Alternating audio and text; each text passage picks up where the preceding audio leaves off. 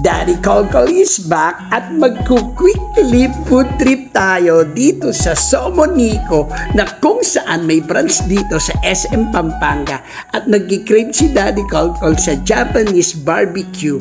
At ito nga po palang Somonico ay isa sa pinakamasarap at nagsiserve ng napakasarap na cheese. At papasok na po tayo at take note, ang kanilang Japanese barbecue ay nagsiserve ng masasarap na beef, chicken, and pork at syempre meron ding mga side dish na akala mo kakain ka rin ng samgyeopsal. Actually, may pagkakaiba at may pagkahalintulad ang Japanese barbecue at ang Korean grill. Pero may kanya-kanya silang sarap at kamukha nga nito dito sa Yakiniku na Somonico ay napakasarap na kanilang beef, chicken at pork at ito'y talagang masasabi at marirekomenda sa inyo ng 100%, lalo na yung mozzarella cheese nila, napakasarap.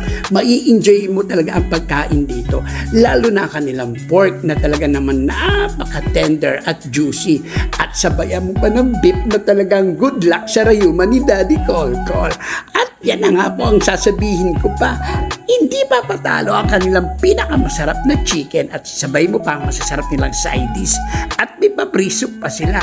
O paano mga akolkol, kakain muna ako. Hanggang sa muli, kita-kits! Bye-bye!